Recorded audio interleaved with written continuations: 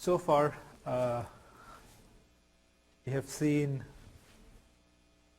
that there are two kinds of supervised machine learning: regression and classification. In the first 1.5-2 lectures, we saw how regression worked. At least we saw one example of regression, which is linear regression. And based on that, we constructed all the concepts of energy function, the gradient descent, and stochastic gradient descent. Then in the last lecture, we saw how do we do the same thing for a classification example with the neural network. And we saw at least some building blocks of how to actually calculate the gradient descent of that. So today actually we will finish it and we will have a look at maybe a bit of convolutional neural network.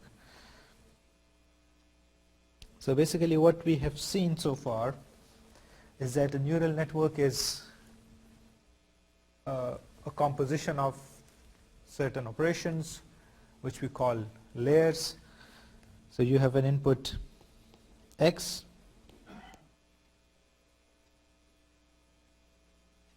you do some matrix multiplication operation on that, you pass it through some nonlinearity, which in this case we look at it at sigmoid, you do another matrix multiplication, another sigmoid, and maybe you get some output. So this is considered as one layer of a neural network. Okay, this is layer 1 and this is layer 2. So in this neural network you have one hidden layer and one output layer. Okay, and then we use a notation convention. So after the linear operation, the output we call it Z, and the superscript is the layer in which we are getting this output.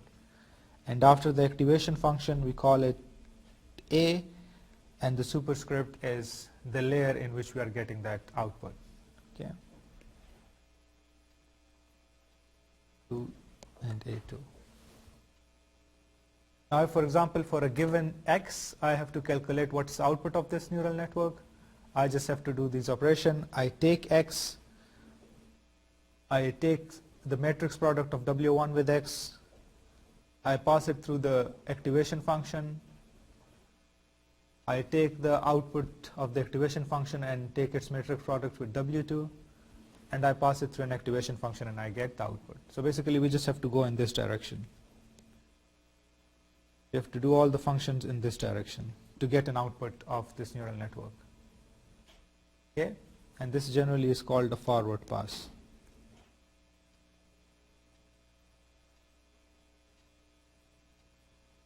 Where for a given input, you calculate the output of your neural network. Okay, should be fairly straightforward. There is nothing too complex here. Okay.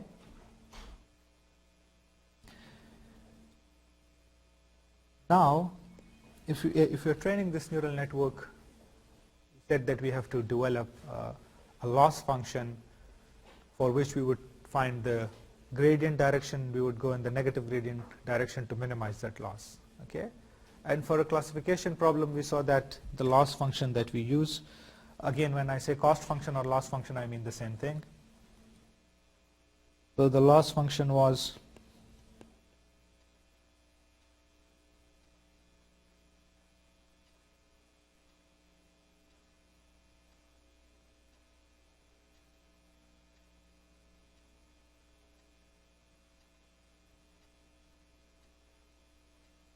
okay.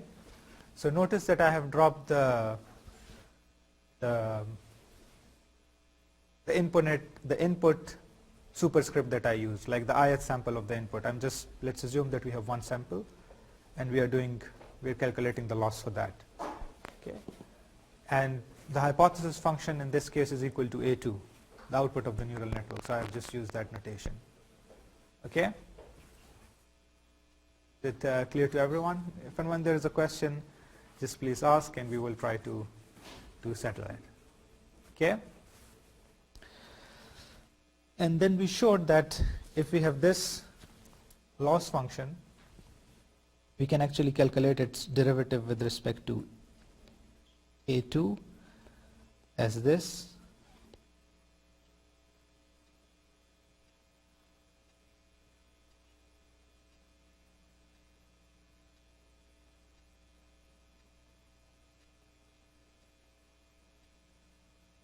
Okay, so that's the derivative of the loss function with respect to A2. Makes sense to everyone. It's just you just need to know the derivative of the log function, and the derivative of log of x with respect to x is 1 by x. So fairly straightforward. And then I can actually collect some terms from here and see how it looks. What does it boil down to? So this would be A2 times 1 minus A2, taking the LCM, 1 minus A2 times y, there's of course a negative on the outside, minus 1 minus y times A2. Okay, I'm just collecting the terms, nothing fancy.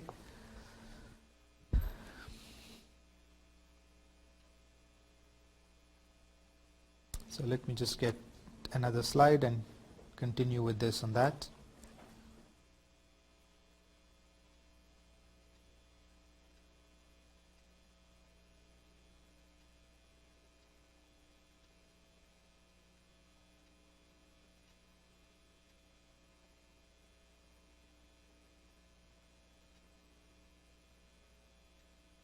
Okay, so the derivative of loss function with respect to A2, as we calculated on the previous slide, is y A2 plus 1 minus y minus 1 minus A2. Then we collected some terms from it, A2, 1 minus A2, and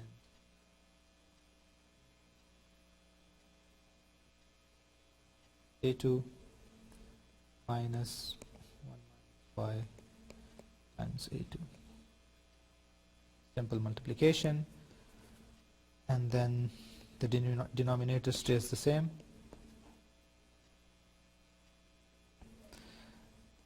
The numerator becomes y minus A2y minus A2 plus A2y.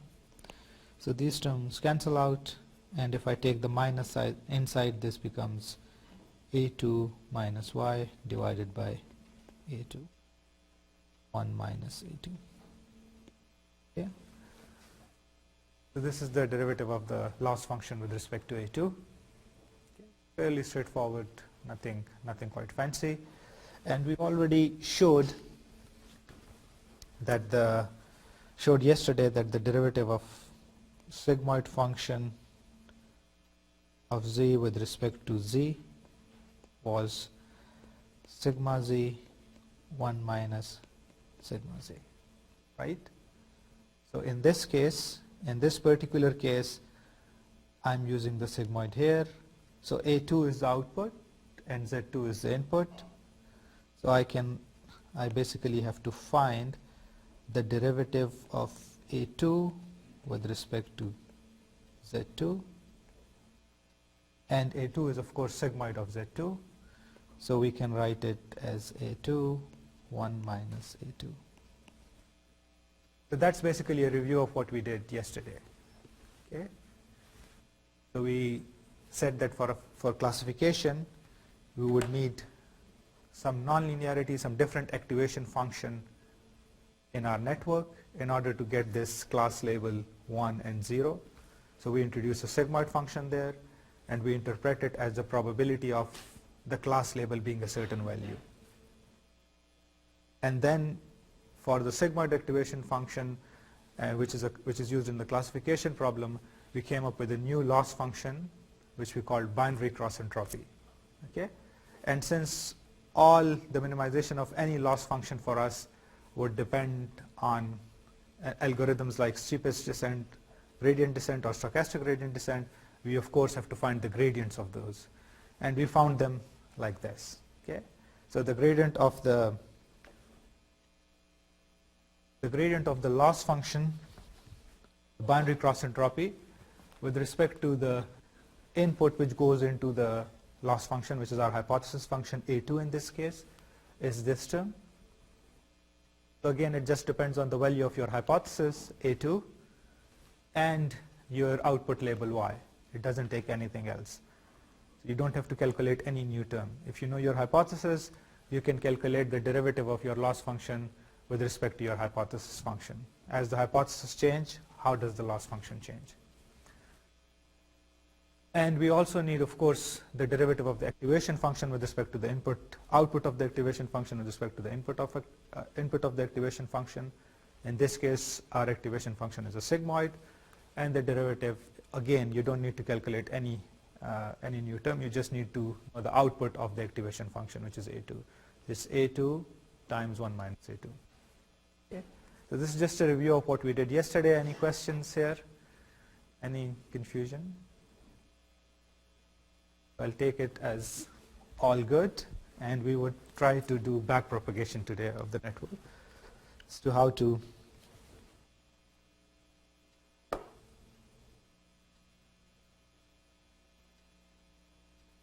so again, a review. We need the gradient descent in order to find the best weights of our neural network for the tasks that we are learning. Okay?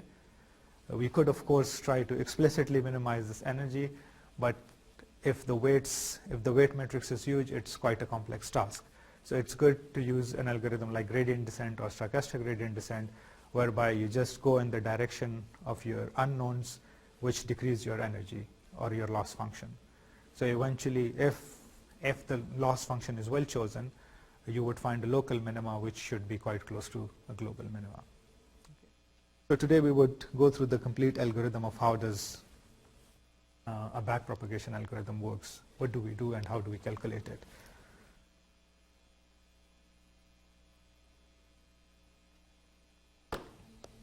Okay.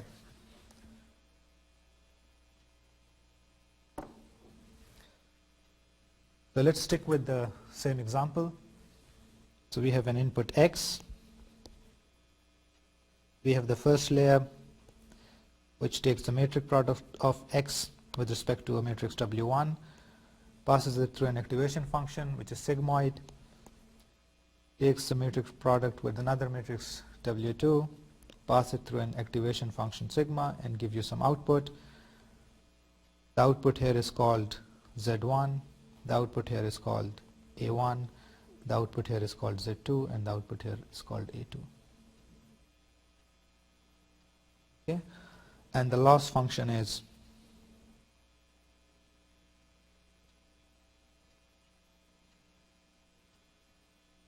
log of A2 plus 1 minus Y.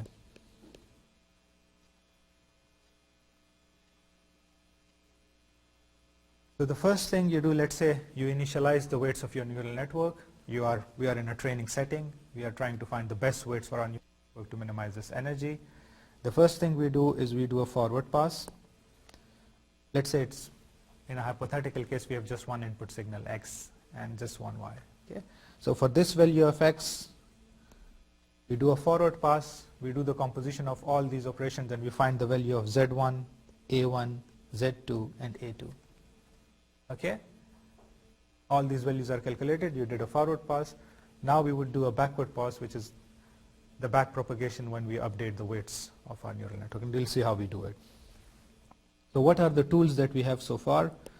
So the tools that we have so far is we have the derivative of the loss function with respect to A2. We calculated it, we know its value. Okay, I think it was A2 minus Y divided by A2, 1 minus A2. Okay, and I have the derivative of A2 with respect to Z2, right? This is A2 times 1 minus A2. Okay, so these are the tools that I have, and now I have to find the gradient of the loss function with respect to W2 and W1. Okay, and once I have those gradients, I'll just go in the negative gradient direction and try to find a local minima of my loss function. Okay, so let's see what would be the gradient of the loss function with respect to W2. So the loss function is a function of A2. I'm just applying chain rule. So you have this, and then A2 is a function of Z2, and then Z2 is a function of W2. So you have to do the following operations. You have to find the derivative of the loss function with respect to the hypothesis function, output of the hypothesis function. Then you have to find the derivative of your activation function, output of the activation function with respect to the input of the activation function, and then you have to find the derivative of Z2 with respect to W2, and you have to multiply all three of these. Okay, so these two we already found out. We already know what these are, dL by dA2 and dA by dZ2. We already have these values. You just have to find this, the gradient of Z2 with respect to W2. And I'm going to try to find it out here, and you guys can help me with this a bit, and let's see how we find it. So what is Z2? Z2 is W2 times A1, right? I'm just taking the input of this block and showing you the output of this block, right? So if this Z is of course a vector, right? It takes X and multiply it with the matrix. Of course, the output component of Z would be equal to the number of rows of W1. Okay, so let's assume that in this case it's M. So let's say that E1 is N times 1, and W2 is M times N. So then Z2 would have M components, right? And we will look at one component of Z2 and see how it varies as we vary W2, and then we will extend it to all other components.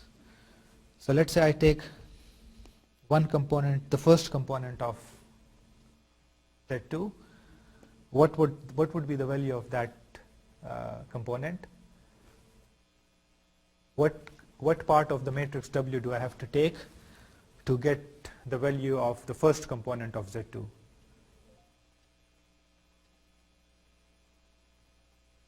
Any guesses? Sorry? Yes, so the first row of the weight matrix W2. So basically you can write Z2 as this. So it's W1, W2, these are the rows of W, Wm, and you're just multiplying them with A1. So the first component would be the product of the first row of W with A1. Okay. So I can write it as W1 transpose A1.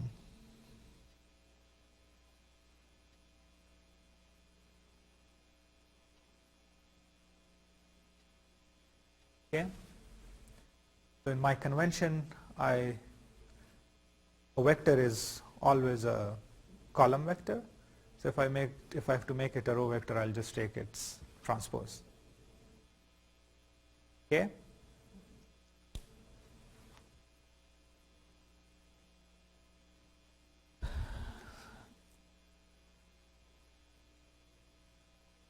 Okay. And now if I have to write its explicit form, this becomes W11 A1 plus W12 A2 plus W13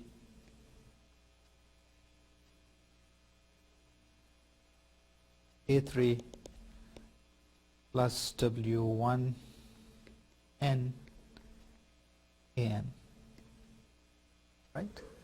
It's just dot product, so it's element wise multiplication and summation of all of these. And if I take its derivative with respect to A, so the derivative of Z2 with respect to A, 1, just be the derivative of this with respect to each component of A, right? So if I take the derivative of dz21 with respect to the first component of A1, I will get W11, right? With the second component of A2, A1, I would get W12, and up till I'll get W1N. Does it make sense? So basically, let me just explain what I'm doing. So in the first location of this vector, I'm putting the derivative of Z21 with respect to A11, the first element of, so Z21 is a scalar, it's just a value, but I'm taking its derivative with different components of A1, right? So if I take the derivative with respect to first component of A1, where is the first component of A1 used? It's just used here, right? And it's just a simple, it's linear in A1, so I just have to write the weight of A1. So if I take the derivative of this term, the first term here, with respect to A1, what do I get? W11, right? If I take the derivative of this with respect to the second component of A1, the second component of A1 is used here, right? So I just get this term, and so on. So basically you can see that it's basically the transpose of W. So what was I taking the derivative with?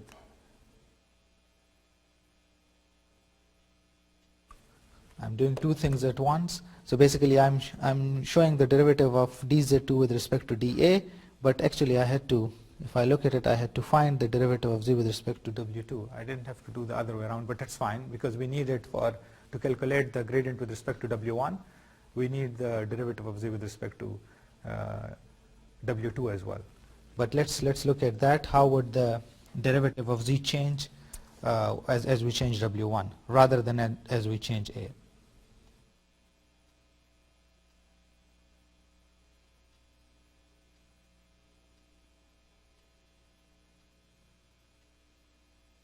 So similarly, if I have to find the derivative of Z21 with respect to W, or the weight matrix, I can actually break it down and write it like this: dz21 with respect to dw1 only, because it doesn't depend on any other weights in the matrix. dz1 does not depend on the second row and third row and fourth row and so on. So if I just take the derivative with respect to first row, all the other derivatives are zeros. Okay? And again, similarly, I can just say that this would be A11, A12 up till A1n. Okay? Does it make sense to you or not? So let me just do something. Let me just do it in a little bit of detail so that we understand it clearly, because this is basically the only operation that we need to do in backpropagation. All the other operations we have done.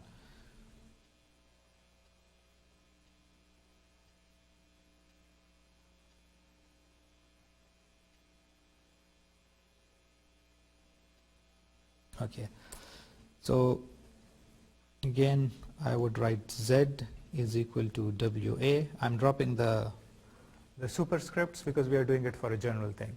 Okay, so let's write the dimensions. Let's say A is n times 1 and W is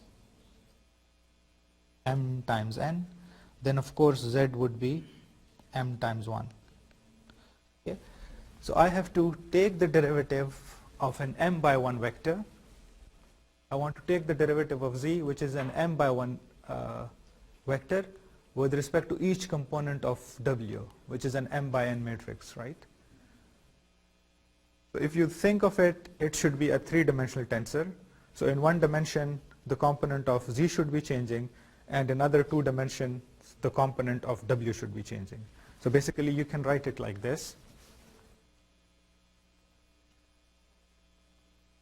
You can say that, you can break it down and you can say I will have a, let's say, a vector in which I would do this.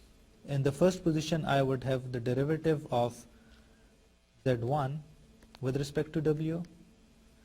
Then I would have derivative of Z2 with respect to W. Then I would have derivative up till Zm with respect to W. Does it make sense?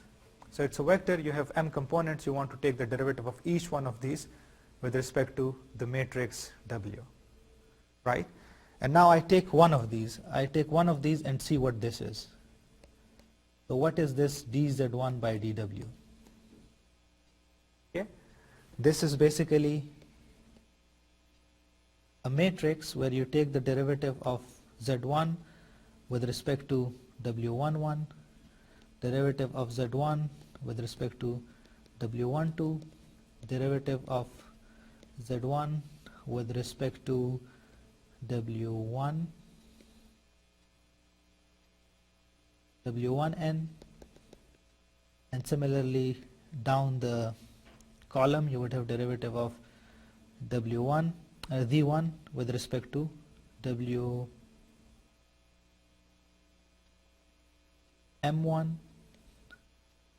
derivative of z1 with respect to wm2, and derivative of z1 with respect to wmn. Now does this make sense? So it's a three-dimensional quantity, right? It's a three-dimensional tensor. So you have every element of Z, you take its derivative with respect to the matrix W, and then each of this element you take the derivative with respect to each element of the matrix. That's basically the full quantity. But there is some interesting property that we can actually utilize and make it slightly simpler. And the interesting property is this. Let me just write what Z1 would be. So if I just look at Z1, which is the first component of Z, this is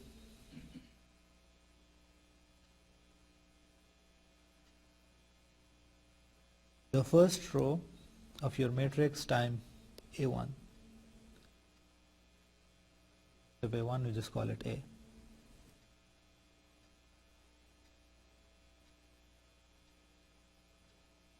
So Z1, the first component of Z, does not depend on weight, the second row of the weight matrix, the third row of the weight matrix, the fourth row of the weight matrix, and all of the subsequent thing. It doesn't depend on it, right? So all these things,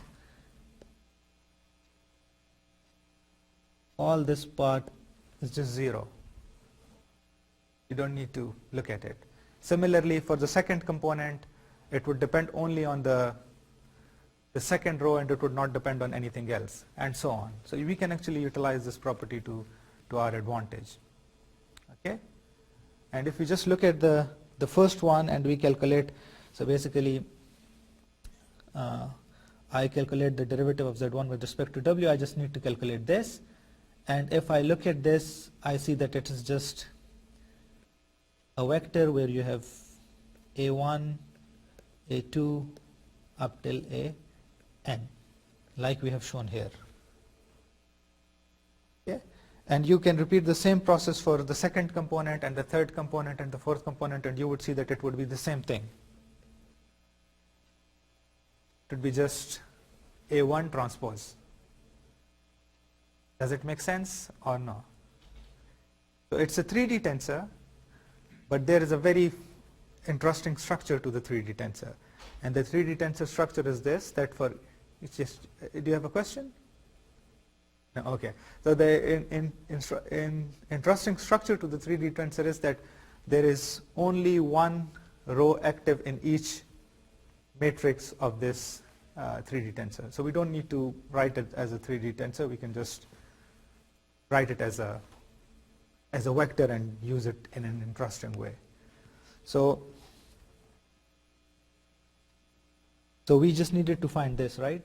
dz by dw2, and we saw that it just turns out to be A transpose. Okay?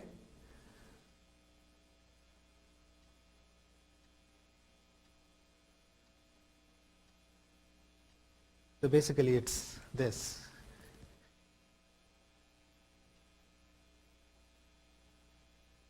So some convention that I use here in this slide. So when I say dz2, I mean to say the derivative of the loss function with respect to z2. Okay? When I say dw2, I mean the derivative of the loss function with respect to dw2. And since the numerator is same everywhere, I just don't write it and drop it. Okay? So again, does everybody understands why the derivative of dz2 is a2 minus y? So I'll explain this. So what is derivative of dz2? This is equal to the derivative of loss function with respect to dz2, and we show that this was equal to the derivative of loss function with respect to a2, which is the hypothesis function, times the derivative of hypothesis function with respect to z2, and this we showed that this was a2 minus y divided by a2 1 minus a2. This is the first term, this term is here, and this term is here. This is a2 1 minus a2. So if I take the product of these two, this and this would cancel, and then you just left with a2 minus y. Okay? Does it make sense? Okay. And then we can actually extend it. So if you want to find the derivative of the loss function with respect to w2, it's the derivative of dz2 times the derivative of a2 with respect to z2 with respect to a1. Okay, so let me just draw the network here so that we can actually keep track of where each component is coming from. So the network was this: w1 activation function, w2 activation function, and you have x, z1, a1, z2, and we are going backward in the network to find the back propagation, to do the back propagation to update our weights. So in order to find the derivative of the loss function with respect to w2, I had to find the derivative of z2 with respect to a1, which is this quantity, and multiply it with the derivative of your loss function with respect to z2, which we have already calculated here. So you can see that to calculate each term down in this column, I use the value of the previous terms above it. So there is an interesting pattern, right? So you are just basically essentially you start from here, from the loss function at the output, and you go backward in the network. That's why it's called back propagation or backward pass. Okay? So you calculate the derivative of loss function with respect to w2, and you can of course show that all the other terms are updated like this. So now I'll give you a summary of what we have done so far. While we are just updating, we are doing one iteration of the weight update. So we start with this. We do a forward pass. For an x, we calculate the value of all these variables, z1, a1, z2, a2, okay, and the loss function. Then we start our back propagation. We calculate the derivative of our loss function with respect to a2, the derivative of the loss function with respect to z2, the derivative of the loss function with respect to w1, the derivative of the loss function with respect to a2, the derivative of the loss function with respect to z1, and the derivative of the loss function with respect to W1. And we store these two values, the derivative of the loss function with respect to W1 and the derivative of the loss function with respect to W2. Why do we store these two values? Because we need these to calculate the gradient of our energy. Okay? These are the values that we have kept. Once you have that, the rest is just quite easy. So you started with initialization of W1 and W2. You add a small factor of this, some weight of this in the negative direction to your weights and update it. So first iteration is complete. Iteration 1 is complete. You found the values of all your function values in your network. You calculate the gradients and you updated the weights. First iteration is complete. Now your weights have changed. Now you do the second pass, you calculate all these weights again. You find the gradients again. You take a step in the gradient direction and you repeat it. Every time we add a layer. No. No.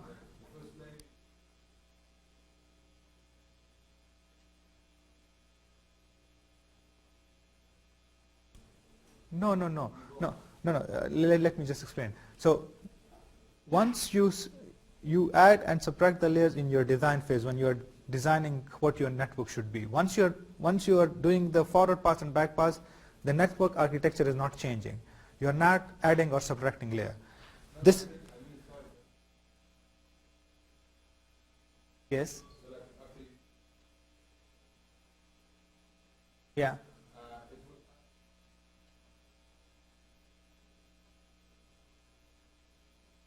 Okay. We call it the second iteration. Yes. Yeah. Exactly. Yes. So basically, what our friend is saying is that, let's say that the blue is representing the time, how the weights are changing in time. So at time t0, there was a weight to W0 and W1 and W2, and it's represented by 0. After the first iteration, this would become 1. You would have some new weights, right? You calculate all these values again, you calculate the gradients again, and you repeat it.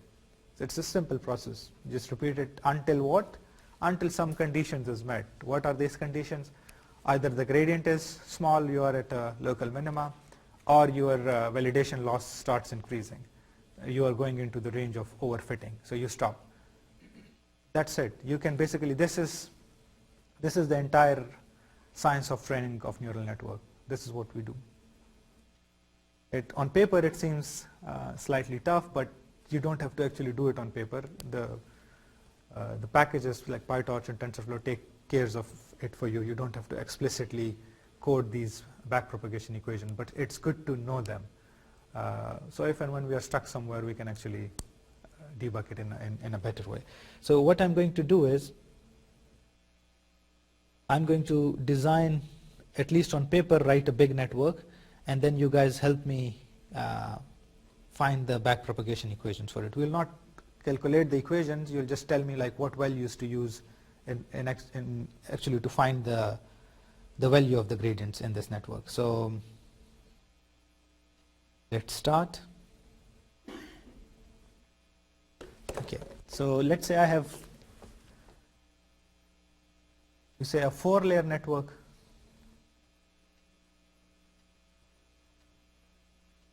Okay, so I have a 4-layer network. I have an input X.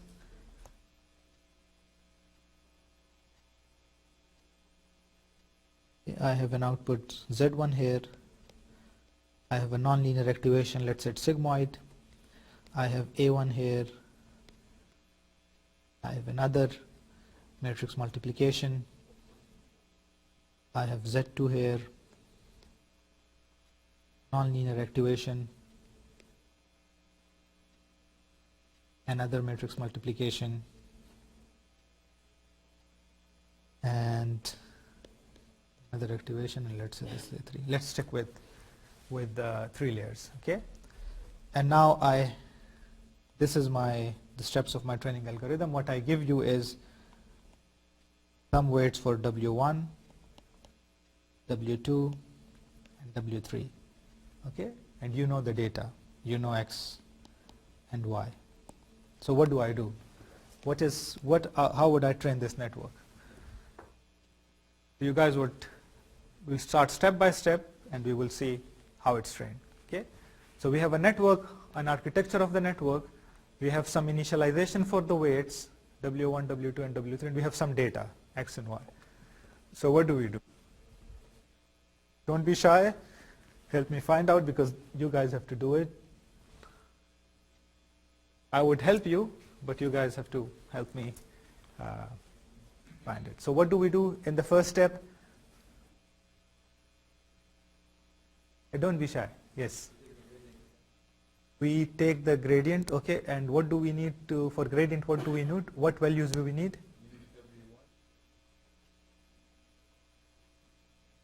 But we need all these values as well, right? Z1, A1, Z2, A2, Z3, A3, right?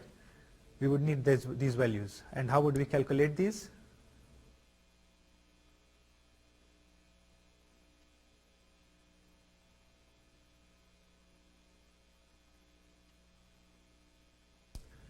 Yeah, just tell us, yes. What do we do?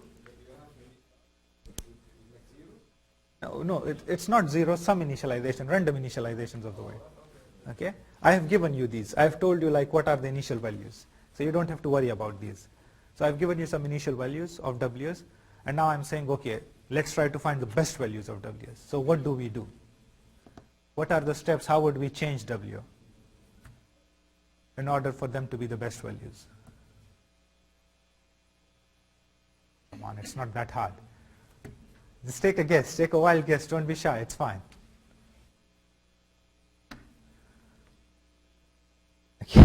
Okay, so I'll do the guessing for you guys. So basically the first thing we do is we do a forward pass.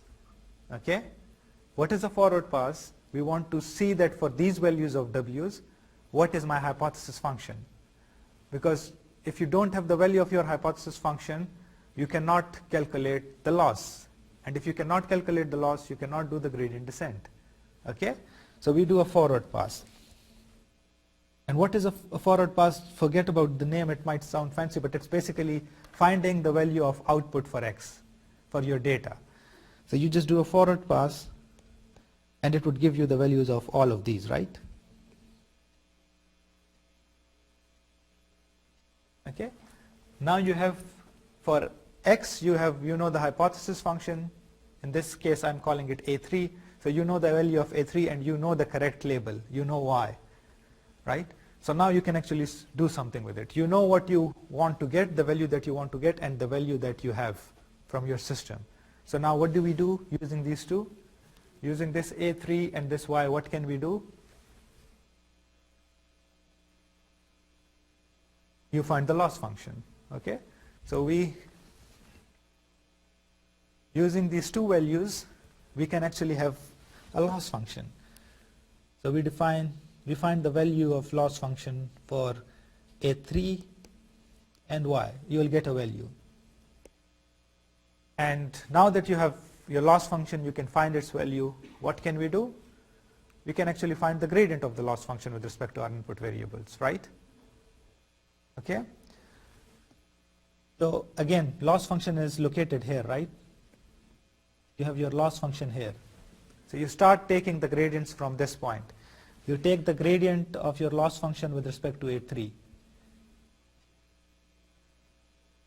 You take the gradient of your loss function with respect to A3, right? Then you take the derivative of A3 with respect to Z3. Then you take the derivative of Z3 with respect to A2, while here you take the derivative of Z3 with respect to W3, and you keep going backwards. Here you will get the derivative of Z2 with respect to W2. Here you will get the derivative of Z1 with respect to W1, right? Does it make sense, or is it too fancy, too complex? So if you have these values, these three values, you can actually use them, take its product with, for Z3 you would take its product with the gradient here, which is the derivative of loss function with respect to Z3. So if you multiply these two quantities,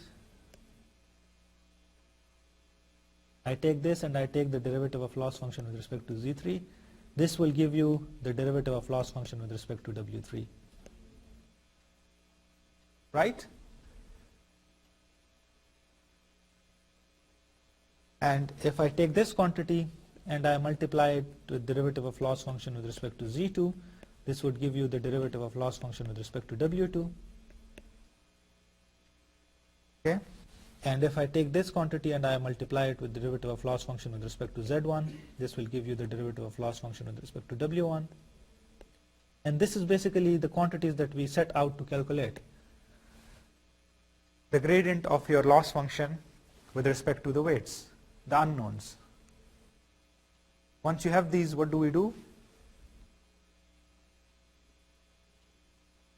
No, I just calculated the gradient. What do I do with this gradient?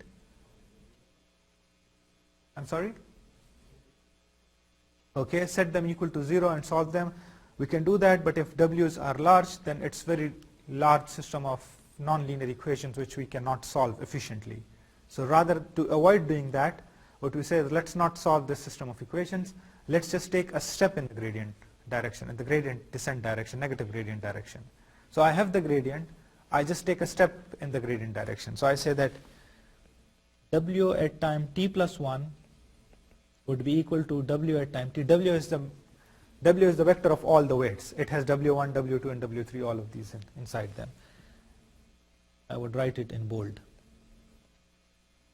W of t minus some learning rate alpha times the gradient of your loss function with respect to Wt. Okay? So you would update your weights. Once you have updated your weights, what do? You repeat the same process again. That's it. Right? And you can, of course, go as deep as you want. You can make this network very deep. You can have, let's say, 20 layers, 30 layers, 40 layers. Nothing changes. The same process. Yes? I think probably anything above 5 or 6 layers, maybe 3 or 4 or 5 layers, we call it deep then. Yeah. But again, it's just like if a network has a lot of parameters, generally it would be called. But I think probably something like, generally in books they say like it's more than 5, I think it's probably called deep, 4 or 5. But yeah, I wouldn't say that we have like a very fixed definition that below this point it's shallow and after this point it's deep.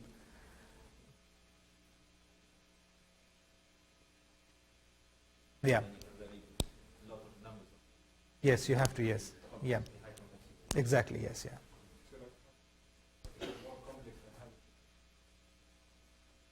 Yes.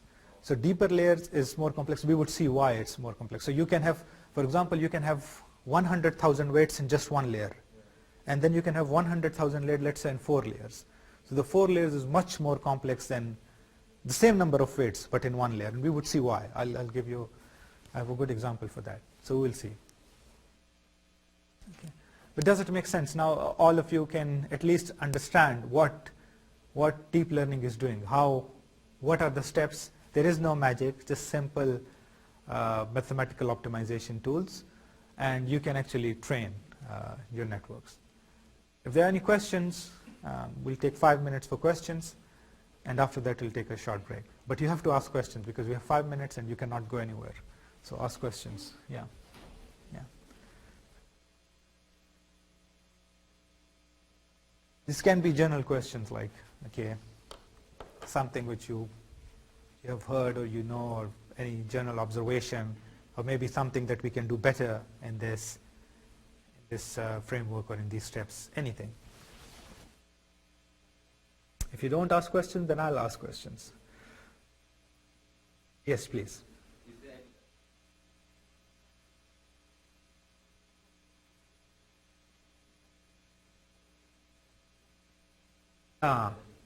Yes. So this is called online training, but that's an interesting property, because the thing is, we have that, like for example, internet, you have a continuous stream of data coming. So let's say you have a data at time t, and that's actually a good question. It's actually a good area of research. So let me just get a new slide. Maybe we can probably explain it on that. So the question is, let's say you have data continuously coming. Can we do something with it? Can a neural network learn something efficiently from that? And the answer is yes and no, but let's see. Okay, so let's say we have this situation. So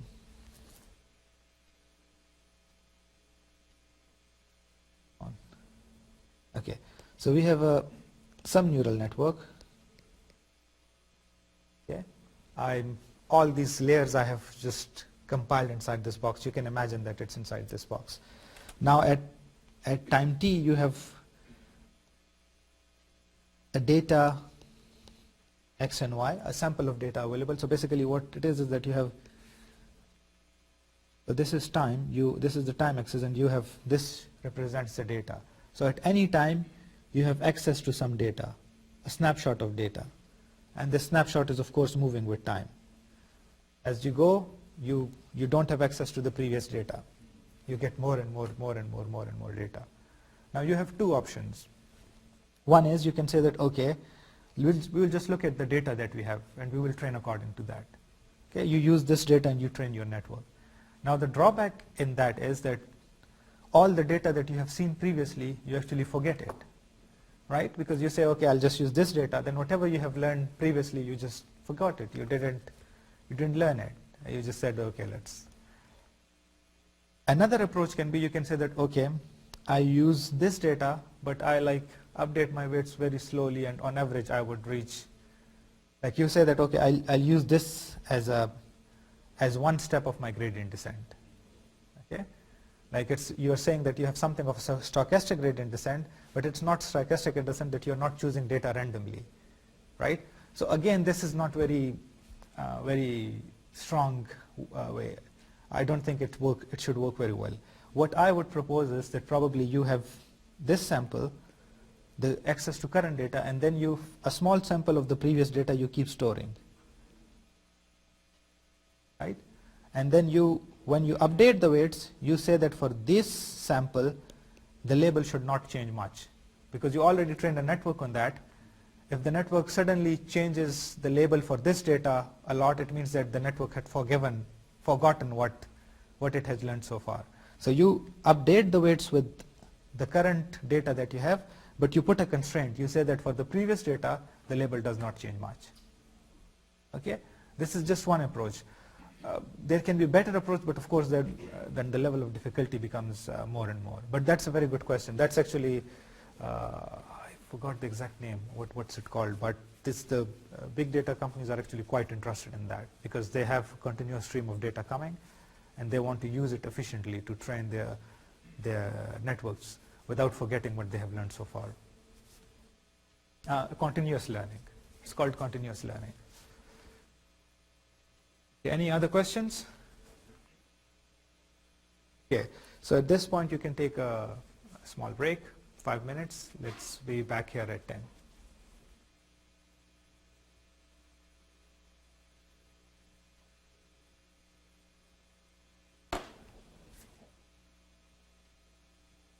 And lifelong learning. Yes.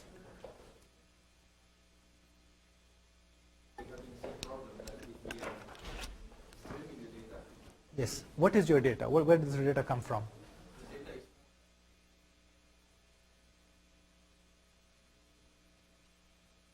Okay. But when you previous that, I mean, like you just keep the. Yeah, of course, yeah. So you might want to put some constraints, like on some small subset of the previous data, you say that the labels do not change much. So basically what it does is it says that, let's say you have learned something, you are at a particular location in your network, you are not allowed to randomly take a step. You have to take a step, but you have to take a step that ensures that at least for some of the data that you've seen previously, you do not change the label much. Okay? Another approach can be that that's something that you can try. So once you're training your network on a data set, you had a data, you can, when you're finding the gradients, you can see components of this gradient are changing a lot. Of the gradient are, let's say, not used. with respect to which the gradient is not changing much. Then for the next batch, you can say that, okay, use those components which were inconsequential for the previous data. And then you can ensure if those components change, the label for the previous data is not changing anyway. Something like that. But that's like an open research field. You can actually think of any smart way of doing it. It is difficult. It is not easy, and I don't think we have a very good solution up till now. Okay. But if you send me an email, I can send you some papers, because there is some people working in our group on this, and I can send you some paper. Yeah. Yes, sure. I'll just write it here so everyone can see it.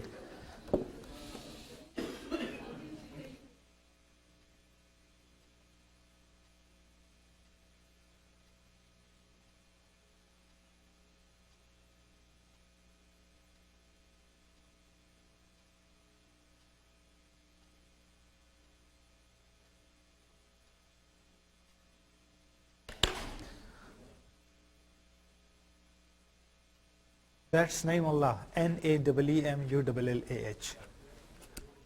And Khan, Khan. My writing is terrible. How are the methods to evaluate in terms of how good the results are, or how much time do they take?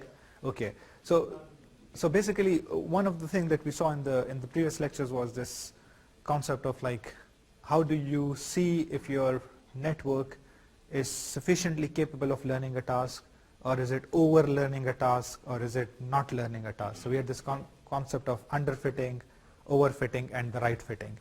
And of course, for that we said that for a training set you can decrease the training loss as you increase the complexity of your network. But this is not always a good idea, because after a certain level of complexity, what your network starts learning is something noisy about the training data. So it's not representative of the true underlying process that you want to learn. And for that we said, okay, so what we need is some other data set on which we don't train the data, but we keep on testing and see how it looks. And we came up with the idea that, okay, if we have a training set, we would divide it into two parts. We'd say, let's say 80% is the training data, 20% is a validation set, or maybe 50-50. When you're training, you use the training data. You give the network the training data and ask it to keep on training. And then after each iteration, you test it on validation data. So validation data is something which the network has not seen. It's not trained on this. You train it and you see how the validation loss is going. As long as the validation loss is decreasing, your network is learning something. When it starts increasing, your network is overfitting. So that's basically, in some sense, it's an evaluation metrics for your network as well. Because looking at the validation loss or validation error, you can see how good it is performing on a set of data which it's not trained on. So that's basically, in simple way, that's the evaluation metrics. But what we do is, in the community, is that you have big data sets in which you have a training set which is divided at training time into a training set and a validation set, and then you have a sizable size of test set as well. And you test on that and see what are the numbers. And then you say whether it's a good network or it's a bad network. But that's are the evaluation metrics that we use. For example, if you want to write a paper, you would have to show that your network works on a testing data set that comes with the training part that you have trained your network on. Does it answer your question?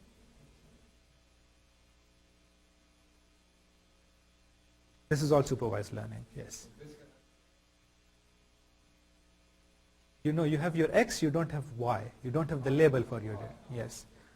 Okay, so I'll give you an example, like the best, easiest case is like for supervised learning, you have, let's say I have your data, your age, your department, and let's say which kind of ads do you like. Okay, that's supervised learning. But now it's, let's say I have your age, your department, but I don't know which kind of ads do you like. But then I would try to cluster them together and see, okay, this group might like something similar. And based on that data, if I give one ad to one guy and he doesn't like it, I wouldn't give it to any other guy as well. So that's something like an unsupervised learning. You did not have any trend. Exactly, exactly. So a question that was asked today was, Are deep networks better if let's say if you have 10,000 weights in one layer and you have 10,000 weights distributed on 4 layers? Which network is better? And I would make a contention that deeper representation is better. Okay, and we will see how it's better. So first we saw this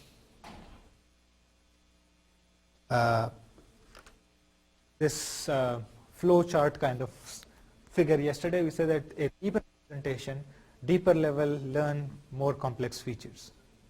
Okay? So in this image, for example, you're learning some edges in the beginning layer, then you learn some local features, some slightly local features on slightly big neighborhoods like eyes, nose, ears, and then very deep in the network you learn full faces. Okay? So you can actually read it off the slide, but I have an interesting example for this which I actually give to students. So let's say I tell you that you have 100 objects and you have to come up with a unique symbol for each of these, right? So how many symbols do we need? Of course we need 100 symbols, right? So I will draw it here. So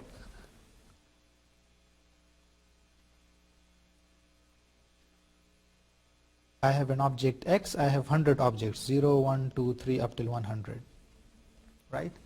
And if I have unique symbol for each, I call it Y1, I would need 100 unique symbols. Okay? So I would require for each one of these I need unique symbol, and these are a total of 100. Now I say, okay, let's do something better than this. Let's say you can represent each of these objects by 2 symbols. Okay? How many symbols would we need? Right? So you can represent each of these objects by a combination of 2 symbols. How many symbols do you think we would need? Sorry? 10. Yes, you would need 10 symbols, right? So why am I saying that? I'm actually saying that because that's true. So I'll give you an example. Okay, this is 99, this is not 100, because I'm starting from 0, right? So we actually have a scheme for that already. So 0, 0, 0, 1, 0, 2, up till 99. If you see, there are 10 symbols in it, right? Okay. Why did this complexity decrease from 100 to 10? Because you have an extra layer. Previously you were just allowed 1 number or 1 layer, now you are allowed 2. And what is the minimum number of symbols that we can go up to in this case to represent 100 objects? 2, right? You can go to binary and you can just have on, off, on, off, on, off. So if you have this 2, 4, 8, 16, 32, 64. So 1, 0, 0, 0, 0, 0. In this you can represent up till 128 objects, and you just need 2 symbols, zeros and ones. Okay? So if I look at it in terms of weights, if I have 1 layer, to represent the same order of complexity, I needed 100 weights. Right? If I have 2 layers, I need 20 weights. Right? 10 for the first layer, 10 for the second layer. And if I have 1, 2, 3, 4, 5, 6 layers, I need 12 weights. This is the simplest example that I put to show that deeper networks are actually better. With lesser weights, you can learn more complex features. Why?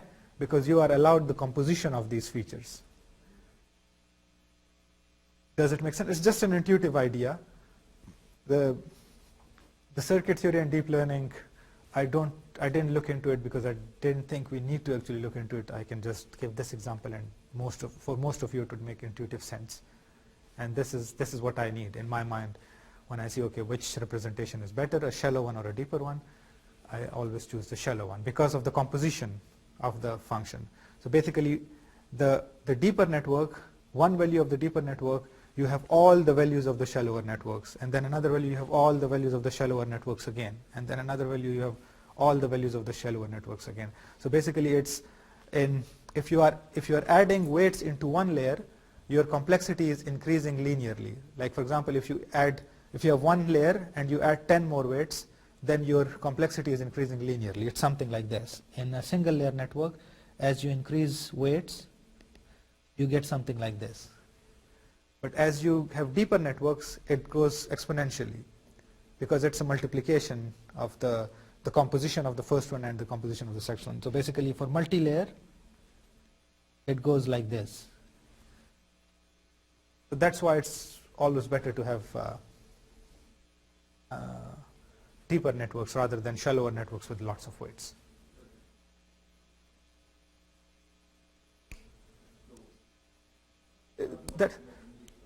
So that's one of the things to keep in mind still is how much complexity you need. You don't want to, for a normal task, you don't want to have a network which is very complex, because then you will inevitably run into problem of overfitting. Or you would have a lot of weights which don't contribute anything. So you have to find the right layer. So you cannot say, okay, deeper layers are better, let me make 200 layers. The question you should ask is why? I'm sorry? You do that by trying. You do that by trying. You, of course, don't start with 200. Start with maybe 4, 5, 6, 7, 8, and go like this, depending on your data. So for example, for images, these are complex. So we have, I think, VGG, etc. These networks have like 12, 14, 18 layers. VGG 18 has 18 layers. And then ResNet has, I think, probably much deeper layers, because they come up with some smart way of keeping the gradients alive, stopping from vanishing. But that's a different. But that's an interesting concept that I wanted to convey.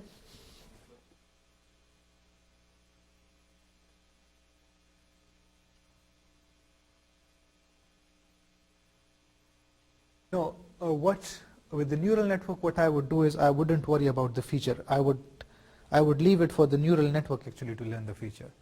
I would just give it the raw data. I wouldn't do any handcrafting of feature.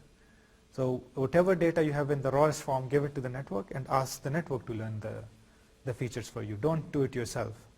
That kind of beats the purpose of neural networks. Okay.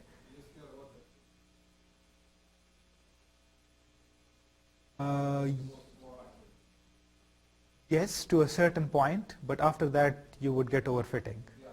Okay. So with this, I would give you guys a quick introduction of what convolutional neural networks are. Okay.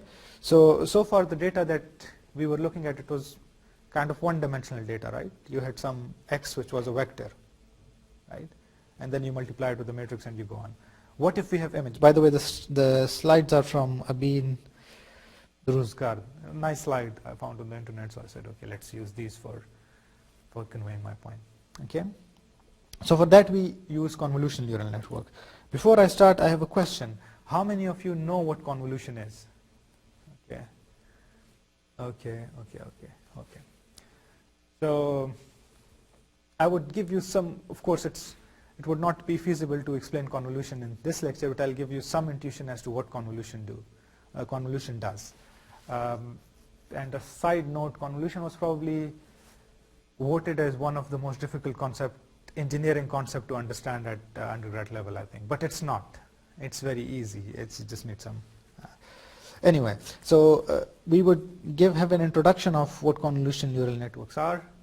And then an obvious question you guys should ask, like, why convolutional neural networks? We already studied neural networks, why not just use them?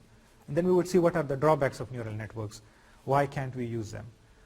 And then some explanation of what actually constitutes a convolutional neural network.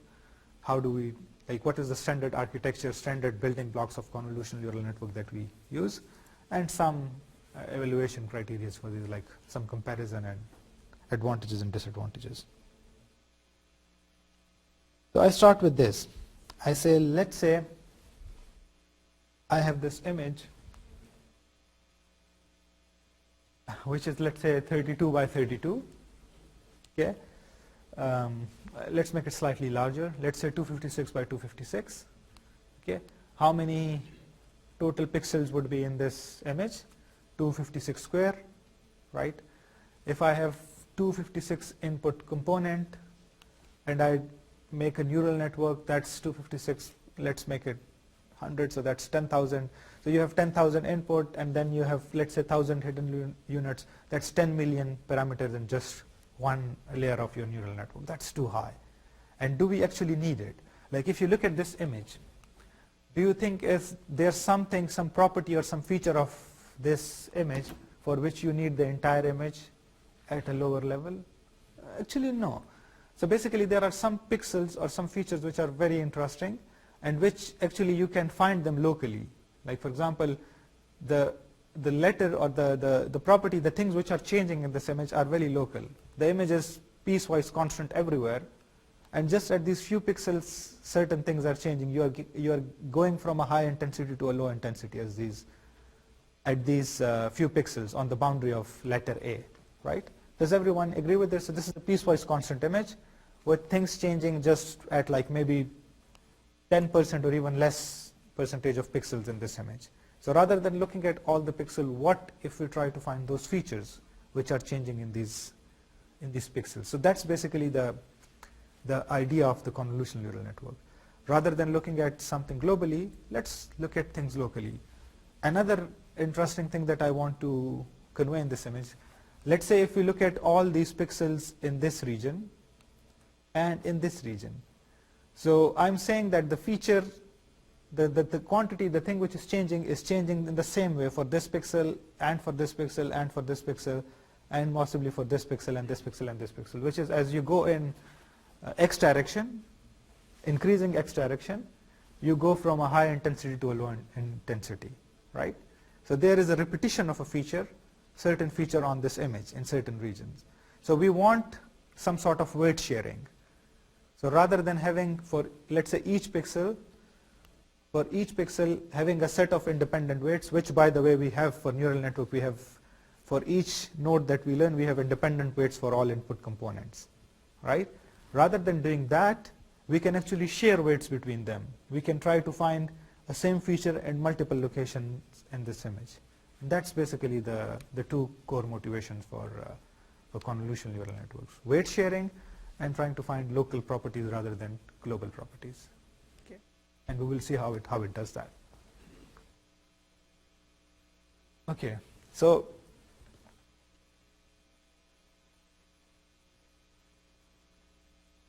first we see what we have learned so far in multi-layer neural networks. So if you have a single layer neural network, you would be able to learn patterns like this. So this is a classification problem. I'm doing a classification problem. I'm trying to classify a 2D plane into different classification regions. So you can do some linear operation, which makes sense because you have a line and then you have a sigmoid on that line, and that would be a decision boundary.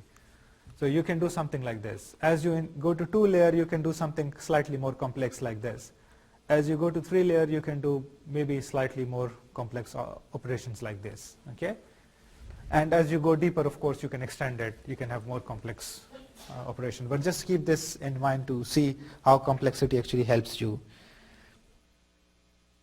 learn things.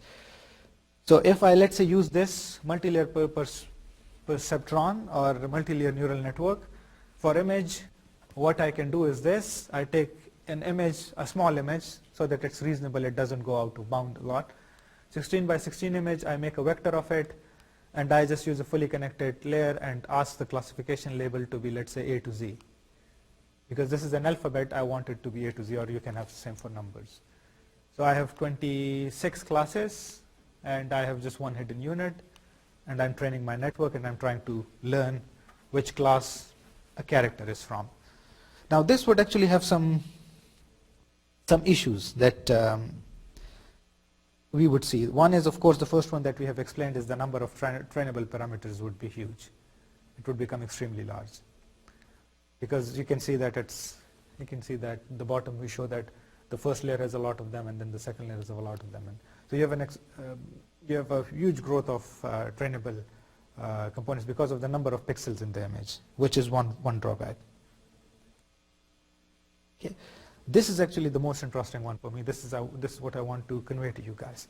So the neural networks that we have seen, they have no invariance to shifting, scaling, and other forms of distortion, right? what do I mean by this?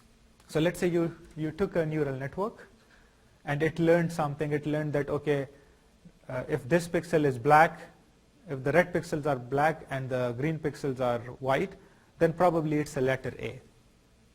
Okay? Something like that. Because it's looking at all the pixels, so of course it would put some weights on these pixels and ask it to see some combination of these. Now let's say if I take this image and I move A by, let's say, a few pixels toward right or left.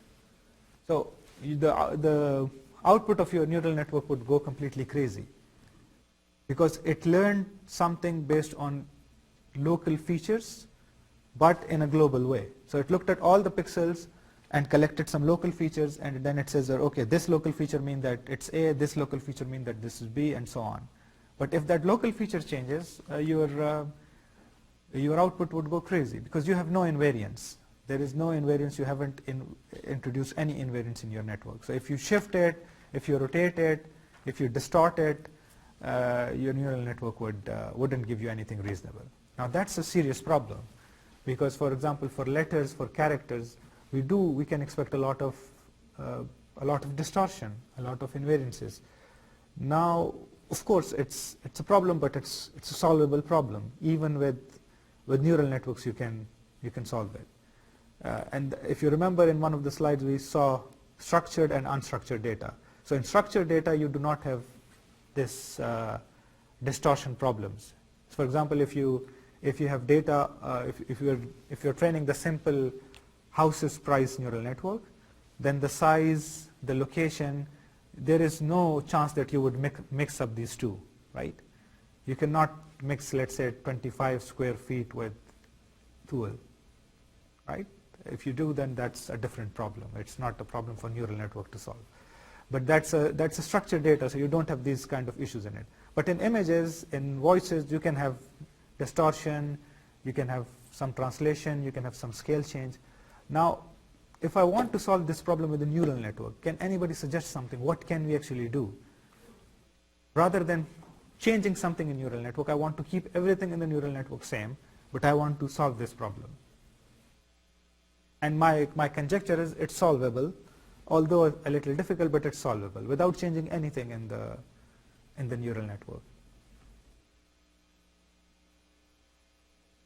Exactly. So you can just use data. So what your friend means is that, let's say you take an A, and at train time you generate different samples of A.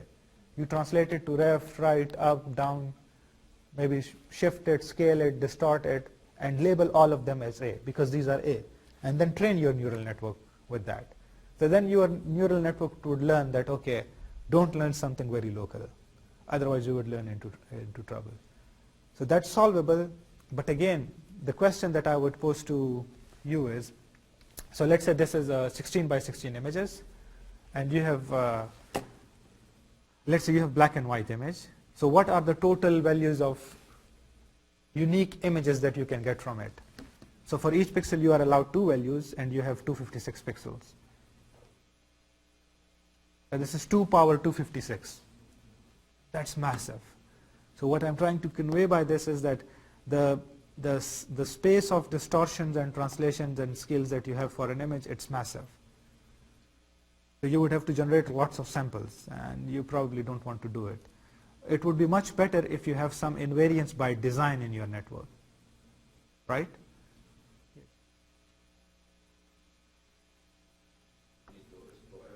Yeah, but we don't want to, right? That's extremely difficult.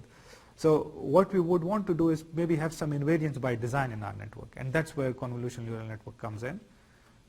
We actually designed the network in such a way that they have some invariance by design inside the network, and we would see how it looks. So first thing first, I think each one of us understands why neural networks are bad for unstructured data, particularly images, why we cannot use it. So I have a set of lots of drawbacks, but I would rather not go into it, and I would go straight into convolutional neural networks. So convolutional neural networks come from Ian LeCun and Bengio.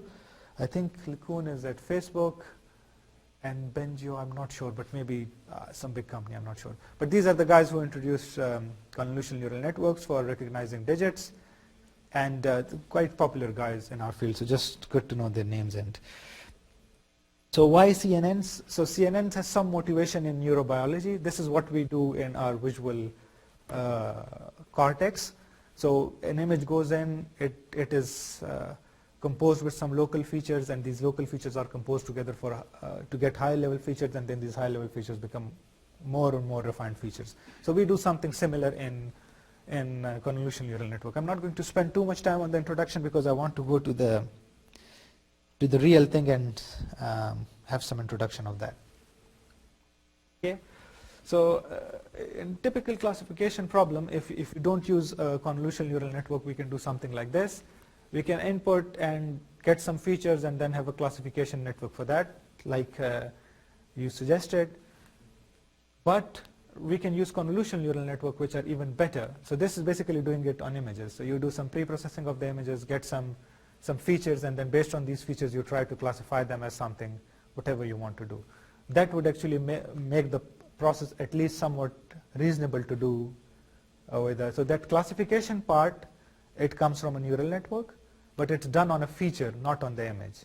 And the feature you calculate, let's say, with some other approach, with some other, it can be handcrafted method or something else. I don't know what this can be, but it can be a lot of things. Okay. A convolutional neural network actually gives you a closed system. You don't have to do anything. You just give it an input and an output. And it would learn the features, it would extract the right features, it would learn some shift and distortion invariances. It would not learn, it's by design in the network. It would do it. And then it would learn the classification part of your problem, and it would give you an output. Now that's actually pretty nice. So all you have to do for this CNN is just provide it a lot of cat images, and it would learn the cat. It would learn that you can move it by a few pixels, doesn't matter, cat is still a cat. Okay? So that's something that we want. So that's why we want to study convolutional neural networks. We want to see what these are. Okay, and this is basically the topology of convolutional neural networks that you would see in a lot of papers, computer vision papers and other image processing papers. But what's happening is, this is an image, an input image. You have certain filters which act as feature extractors. So you have certain filters which the network would learn, which would extract the best features for your task from an image. Okay? So this is a feature in your a feature extractor extracting a feature from your image. Okay? And then of course you do not have one feature, you can have multiple features, right? So this depth axis is showing multiple features. So you extract one feature for around each pixel in an image and store it here, another one here, another one here, and another one here. And then rather than using the feature at each pixel, you say, okay, let's pool them together. Let's do some averaging. Of course, there are multiple types of pooling, but for simplicity, I would stick with average pooling today, because average pooling shows some, you can easily see how it's removing noise from it and how you're getting some distortion in it. Okay? So let's say we are doing average pooling. So you just take the average in a 2x2 patch, and you remove this 2x2 patch and put the average value of that patch. So the image is downsampled now. Okay? You extract some feature from it, you pool it again. This is now the high level feature that you have extracted, and now you want to do some classification task on it. You just stack it, make a big vector of it, and then have a neural network after that, a simple neural network after that, which would classify it for you. Does it make sense? Okay. So again, feature extractor, shift invariance, shift rotation, distortion invariance, complex feature extractor, shift invariance, distortion, shift translation, distortion invariance, stacking of all the values in these images, and having a classification neural network, simple neural network, a fully connected network it's called in CNN lingo, but it's just a simple neural network working on this vector and giving you an output.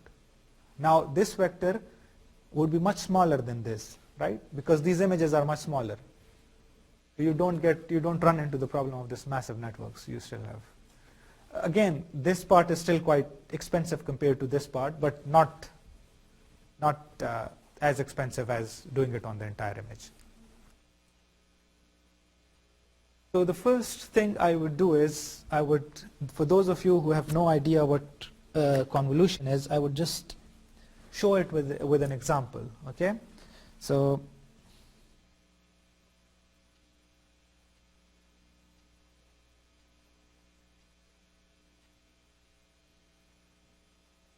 I'm not going to define the mathematical form of convolution, because I don't think I can do justice to it in 30 minutes, but I'll give you a very interesting example, which would probably make, for those of you who have not heard of convolution, would make it, I think, quite understandable to you guys. But I just need your attention for some time, okay? So let's say I have a signal, I have a set of numbers. Just give me some random numbers. Say any random numbers. 11, 9, 2, 1, 5, 3, 6, let's say 5, 2, 1, 0, 3, 4. Okay? And now I ask you, okay, for each two numbers, find me the average of these numbers to the nearest integer. Okay? Just round them up. So if I add 10 or 9, 10 plus 9 and divided by 2, what do I get? 10. 9 plus 2, 11, divided by 2, I get 5. 2 plus 1, I divided by 2, I get 1. 1 plus 5, I divided by 2, I get 3. Right? 5 plus 3, I divided by 2, I get 4. 3 plus 6, I divided by 2, I get 4. 6 plus 5 divided by 2, I get 5. 5 plus 2, I get 3. Get 1. Get 0. I get 1. And I get 7, 3. Okay? Everybody understands what I did it, right? What I did here. I just added two numbers and I divided by 2. So basically what I did was, I said, go on this entire axis and take a number, multiply it with 0.5, take the number next to it, multiply it with 0.5, and add those up. Add these two numbers up. So that is convolution. That's what you're doing. That's a convolution operation that you did. Okay? So for a signal, you took a filter and just moved it on that entire signal. Now what you can do is, and to understand general convolution, you don't have to do the operation on just 2 elements. You can do it with 3 elements, 4 elements, 5 elements, any size. And it doesn't have to be just multiply them with 0.5 and add them. It can be any numbers, larger or smaller. Okay? So for a signal, this, you have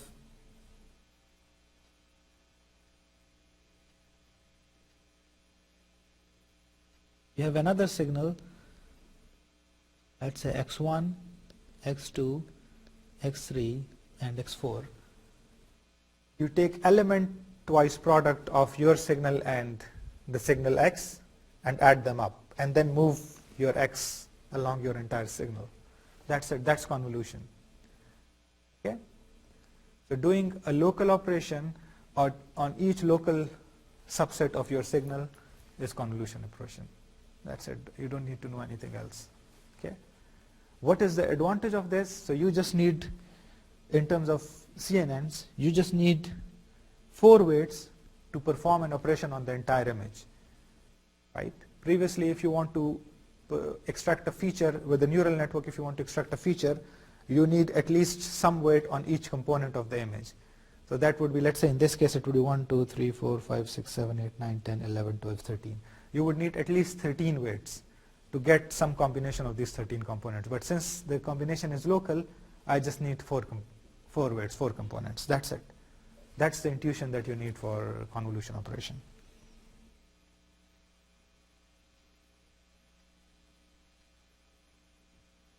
Yeah.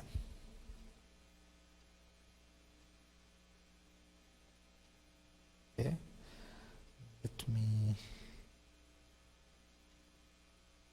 Yes. So what's the Yeah. Yeah. Yeah, so I said that you do not have to do an operation on just two elements, two neighboring elements. You can have an operation of 4 neighboring elements, and 5 neighboring elements, or 6 neighboring elements, right? In this case, let's say I take a operation on 4 neighboring elements, and then you do this for each element in your vector. You do this operation on 4 neighboring elements. Okay, so now you did an operation on entire matrix, on the entire vector, but you only needed 4 elements for that. If you do, you extracted a feature from your vector with just 4 elements. But if you do it through neural network, to extract one feature, you would at least need 13 weights, because it takes a combination of all elements. It's a global thing. It's not a local thing. You don't lose information. You just get local information. Okay. But you cannot go back. You can in indirect way, because you can stack local features together to get global features. Okay, so we will see how it's done.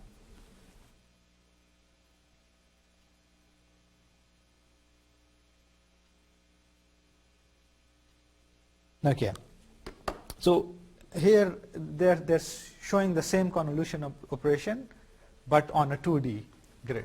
Okay, so let's say this is your filter. Rather than adding 2 elements and dividing it by 2, you say I will take 9 elements around the pixel. Let's call this position 0, 0. So from position 0, 0, 0, 1, and 0, minus 1, you would take 3 elements and just multiply them by 0. For position 1, 0, 1, 1, and 1, minus 1, you will take 3 elements and multiply them by 1. And from position minus 1, 0, minus 1, 1, and minus 1, minus 1, you will take 3 elements and multiply them with minus 1, and just add them all together, and then do it for each pixel in the image. That's a 2D convolution. Okay, so we'll take an example. I would try to show it to you in 2D, so that, because that's it. If you understand this feature extraction process, the rest is actually quite easy. So, oh, they do it. Okay, so you have a simulation. That's quite good. So it's actually very easy to see it. So this window, it actually moves on this image, and you multiply element by element things, and then add them up and collect these values here, put them here. This is the output of this convolution operation. Okay. So I was actually thinking of manually doing it for a couple of elements, but simulation is quite good. So it's like, it's fairly nothing complex. You have a window, let's call it a window, where you have a weight for each element of this window. You move this window on your image, do element-wise multiplication, multiply each element of the window, the element of the image that it's on top of, add all of these, you will get a number. You put that number as output for this pixel. So yellow is the location of the filter. The output that you would get, you would put it at the location where you have this yellow point. Does it make sense? Okay.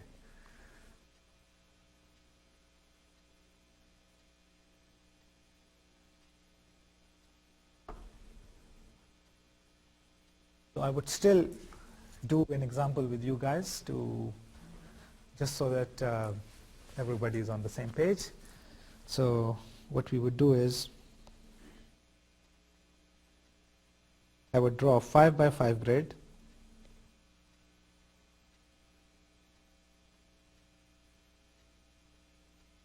And I would have some values that, so we have values from 0 to 9, okay? And here I would put all zeros. Here I would put all 9s.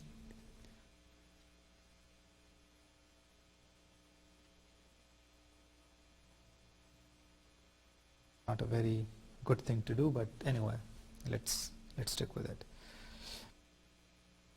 In fact, let's okay, because Anyway, let's give me any random numbers. Sorry? Ones?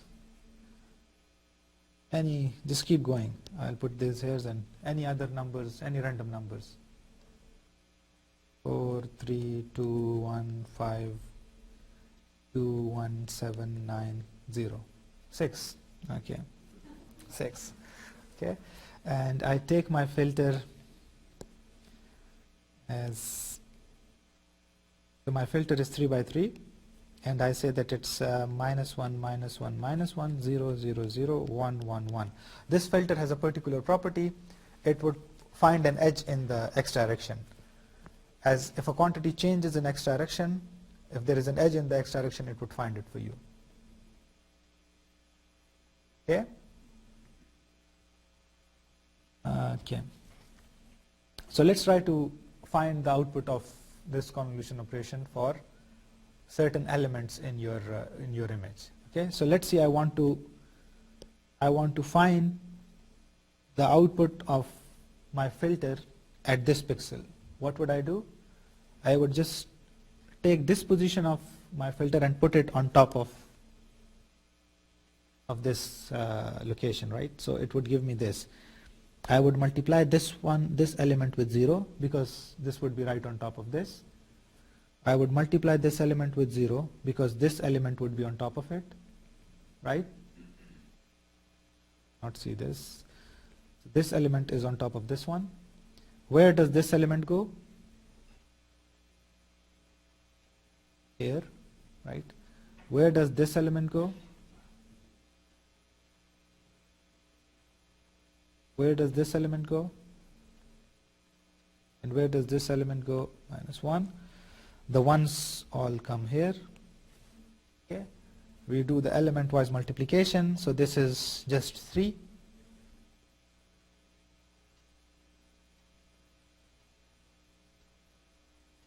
This needs 3 by 3. So the output here is 3.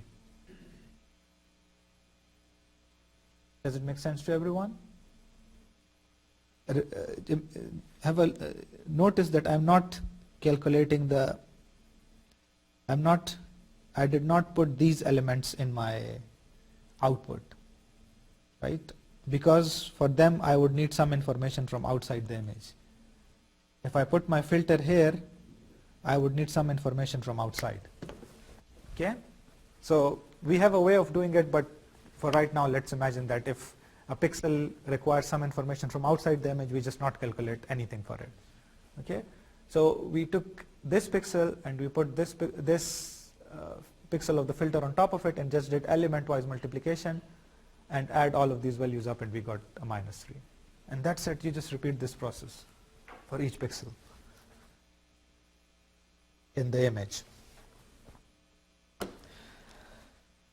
So let's say if I do it for this pixel, okay, so what would happen? You would have 0, 0, 0, minus 1, minus 1, minus 1, and 1, 1, 1. So this is 2 plus 1 plus 5 minus 27, and this is minus 19. Okay, and it is this location. So you would have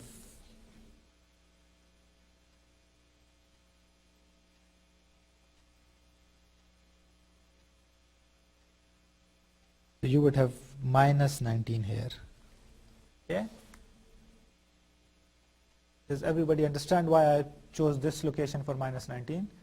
Because it's from this point is one row above the bottom one, so it should be in the bottom row in my output, and then it's 2 columns from this side, so it should be 1 column from this side. You just repeat this process, nothing fancy, just do it for each element, and maybe you will get some numbers, maybe 5, 3, 1, 4, 2, 1, 8, whatever. That's your output. You have found a feature. You have found a feature which corresponds to this filter from the entire image.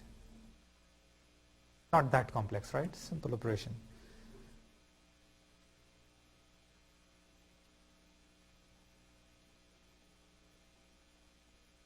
What is the advantage of using the filter, right? Yeah, so these are, you asked the question at exactly right time. So these are the advantages. So one is you have some shared weights. So you extract feature at each location, but you did not have to have new weights for each location. You use the same weight for the entire image and you extracted a feature from the entire image. So that's the first advantage. You are sharing weights for extracting features from different locations. Okay. The other thing is you detect you look for one type of feature in the entire image, right? So for example, with neural network, if you want to look for a feature at the top right, you would have one neuron which would be active for this, then you would have another neuron which would be active for in the middle, then you have another neuron which would be active for somewhere in the bottom. So that's quite complex. In this case, you actually have one feature which is active for the entire image. Wherever it is, that feature would be active. So if I give you an example, so let's say you have two images with cat in it.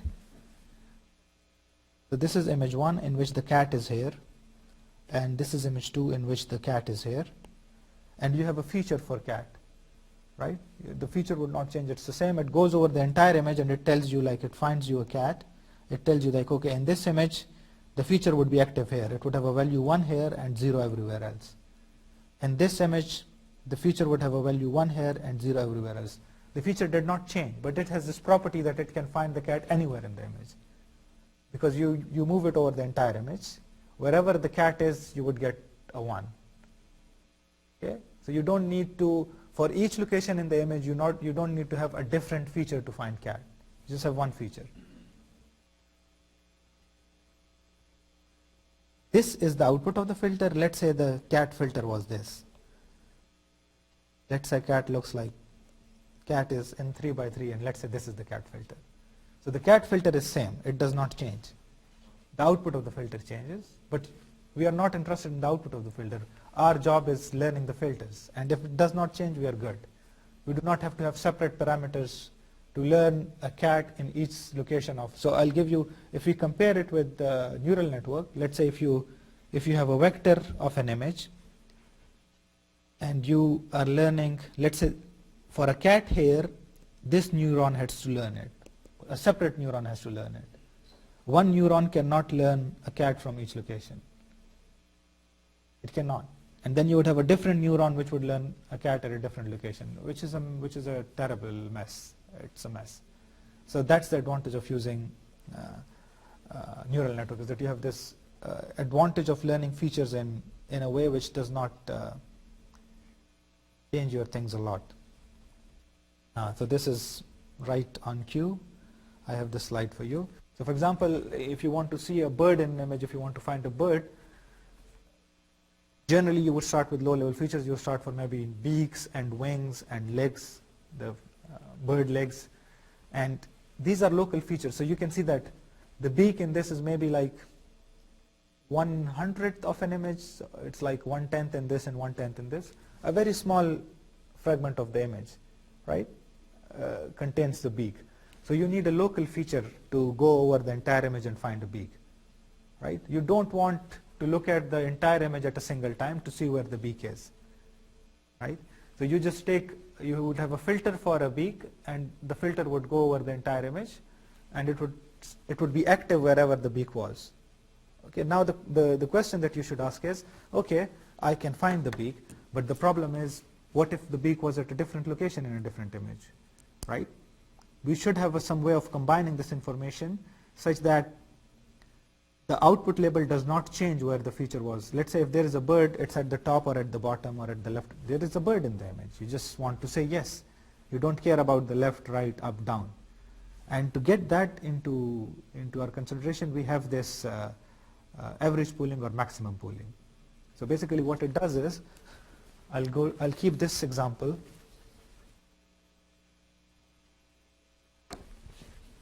I'll keep this example, and let's say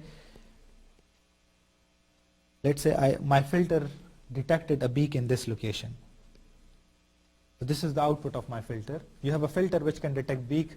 It gave you an output here. It said that there is a beak here. As you go down the network, since you have max pooling or average pooling operation. Max pooling and average pooling operation, by the way, just means that you look at a patch, 2 by 2 patch, and either replace the patch with its average value if it's average pooling, or replace it with the maximum value if it's max pooling. Okay? So what you would do is, as you do the average pooling, your image would become smaller and you would get this. Okay? You can see that I did not decrease the size of the feature. I kept it almost the same because it's average, so it would slightly spread out, right? Something like that. In fact, it's not precisely true. It might become slightly smaller,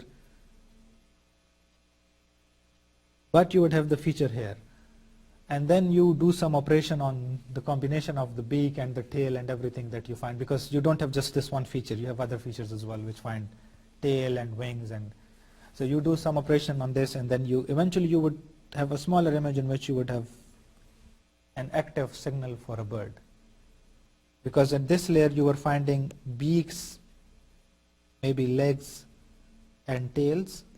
In this layer you would find maybe bird torso and bird, let's say you divide it into two parts, bird torso and non-torso. It's easy to do it for cars, but difficult to do it for birds. You can say that the bonnet and the part where you sit in the back part, but yeah. And in this part you would have the complete birds, signal for the complete birds. So now the advantage is that you have this invariance property as well, because you're doing max pooling, you're doing averages. So for example, if this beak moved here or here or here by a small amount, nothing would change. This feature, the feature here would almost look the same, because you did some averages. So, and the average is the simplest kind of noise removal filter. So I give this example like, let's say you have a signal 10 10 10 10 10, and you take the average of two consecutive elements. You would get 0.5, 0.5, 0.5, 0.5. So it took a noisy signal and made it constant. Okay? So that's what it's doing here. It's like it's taking the small noise or the small distortion in your feature and just removing it, making it consistent. So that's the advantage of using these max pooling operations in your network. Give you guys the presenter view.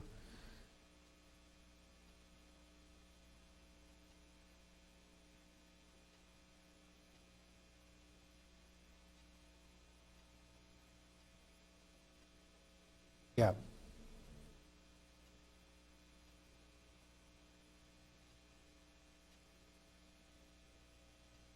Okay. So I'll just quickly go through and show you some relevant slides.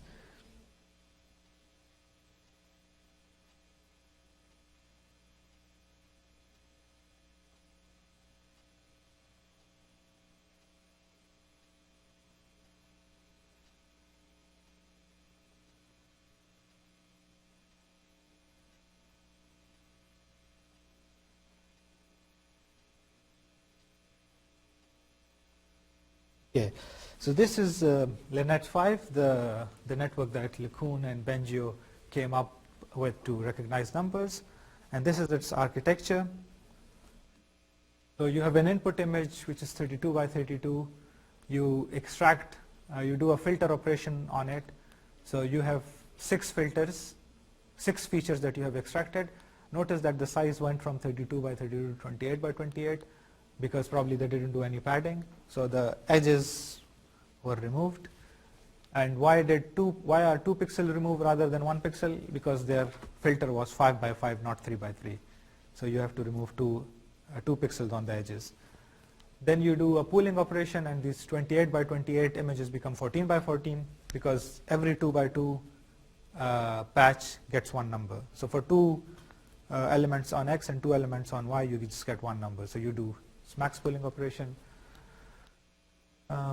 By the way, these convolution operations are passed through nonlinearity, like we did in the neural network. So there is still nonlinearity in it. You have ReLUs and sigmoids. In this case, it's ReLUs. Okay.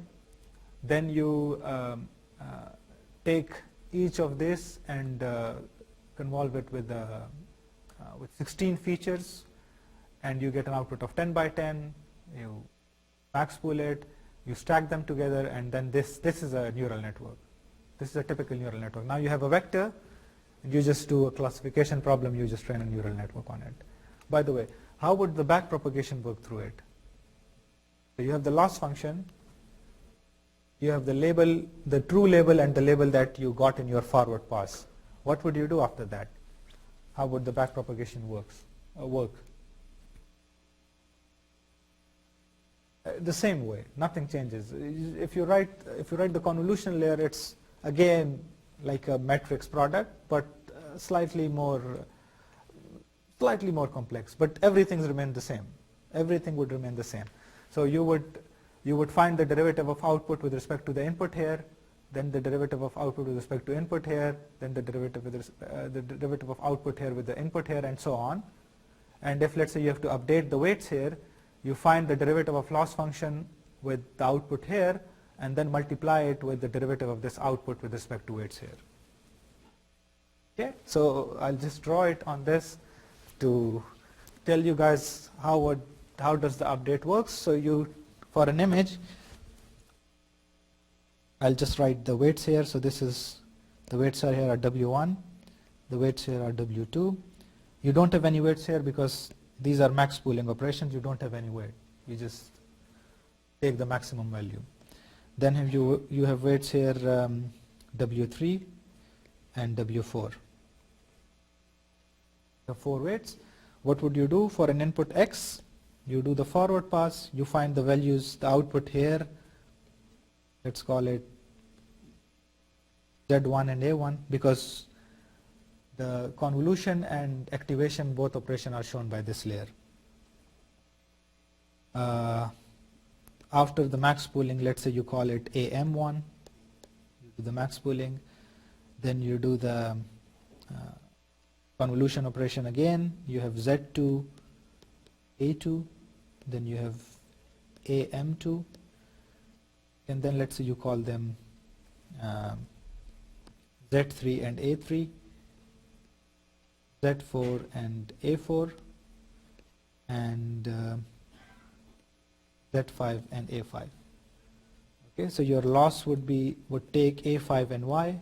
It's a function of all the W's, and it gives you some output. So you calculate the derivative of loss function with respect to A5. Okay, you calculate the derivative of A5 with respect to Z5. You calculate the derivative of Z5 with respect to A4. You calculate the derivative of A4 with respect to Z3, and so on. Okay. So you start with the derivative of loss function with respect to A5, which is here, then you come here, then you come here, and come here, and come here, and come here, and come here. Back propagation in the exactly same way. You don't need the last one. Okay, in the exact same way. And nothing changes. It's exactly the same operations. And you would update the weights, do another forward pass, find the gradients again, update the weights, repeat the process until convergence, and you should be able to train any convolution neural network as well. That's precisely the science. Now what is left for you guys is to know what are the common architectures and how they are used.